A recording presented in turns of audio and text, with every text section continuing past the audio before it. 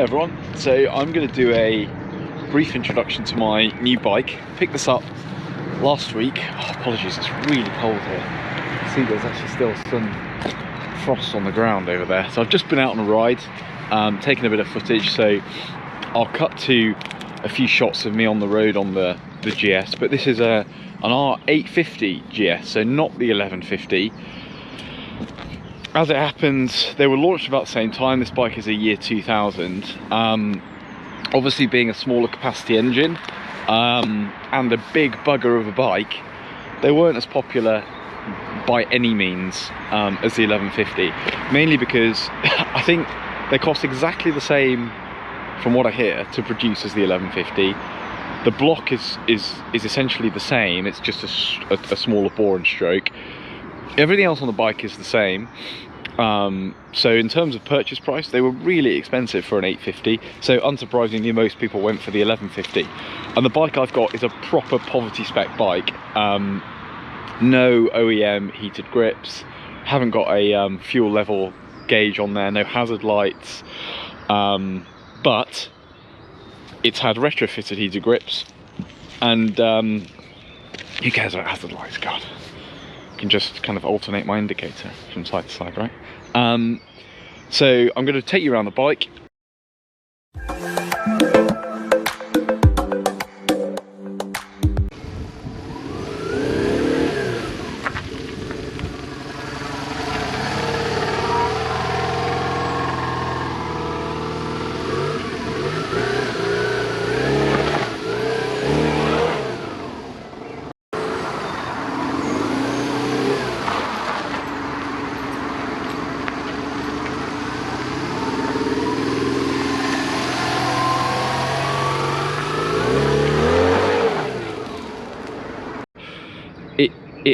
It's just in such great condition for a £2,300 bike. So I'm going to walk you around it, and we can talk a little bit about how I'm finding it. So I've only had it for just over a week. I've done probably about 300 miles on it, so not many. But I'm kind of getting to know the bike. I'm getting to really enjoy being on it.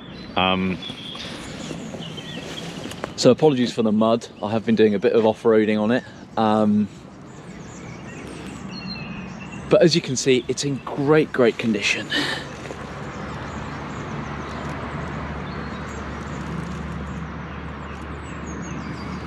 Just fitted these engine guards on it, which I think are mandatory for a bike of this size. I do plan to do a bit of off-roading on it.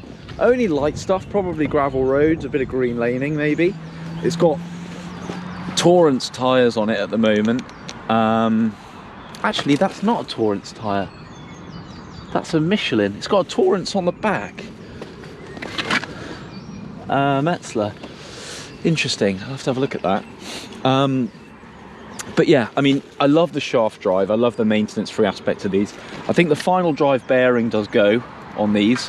I don't think it's been replaced, but I know the oil's been changed on this one.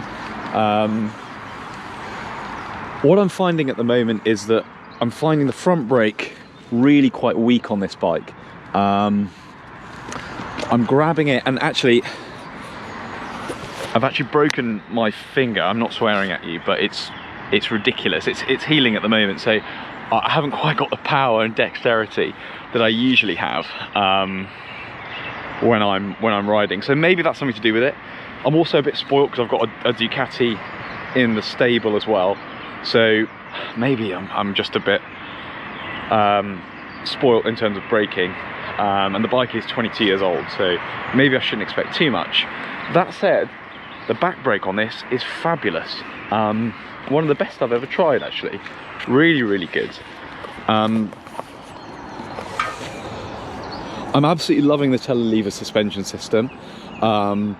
It's quite bizarre really, because when you're pressing on this bike, the sensation you get is one of complete control, stability, and actually just it doesn't feel like you're going fast at all.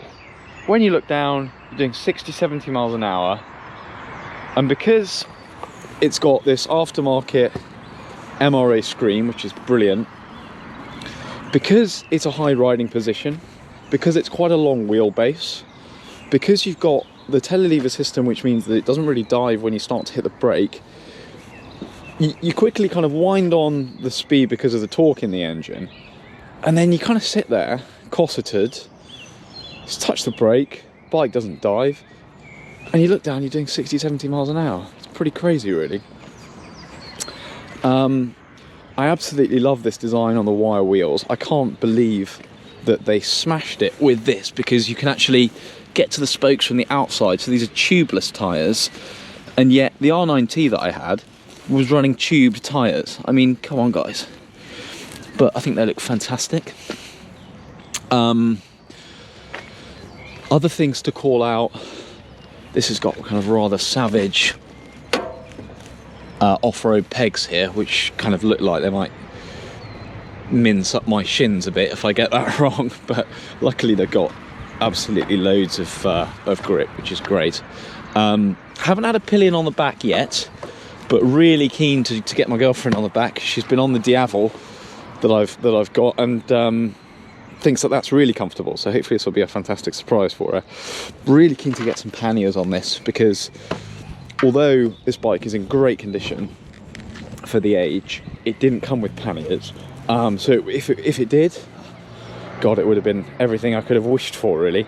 But a couple of quirks to the bike. It's bizarre that I don't know whether it's this one, and whether the stand kill switch is just kind of misaligned or something, but when I have the side stand down, I can't turn the ignition on the bike, which is a bit strange, because when you've got the center stand down, you can. So feels a bit strange to me, because surely having the side stand down is a better way to get on the bike, start it up, ride it off.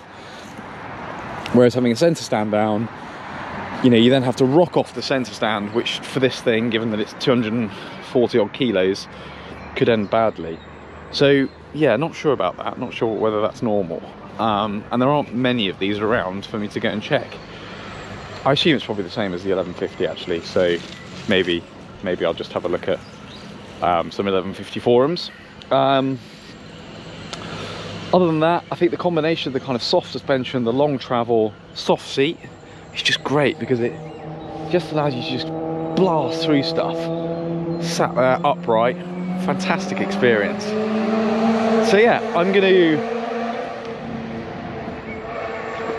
plan to do a bit more off-roading on this year, this summer.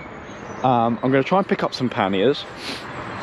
It's got its MOT next month, so we just need to have a look around the bike and make sure it's all fine for that. I think it is.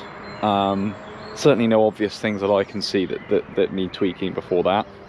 I'm tempted to put some more off-road bias tyres on this, but then again the tyres are fine, although they are mismatched. We've got a Michelin at the front and a Metzeler at the back.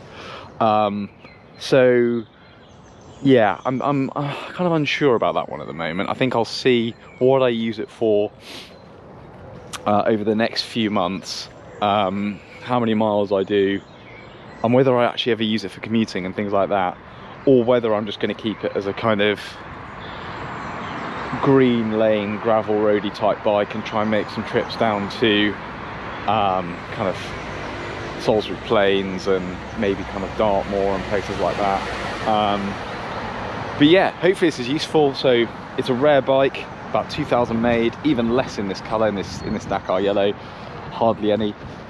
It's fuel injected, which is great, so no cost.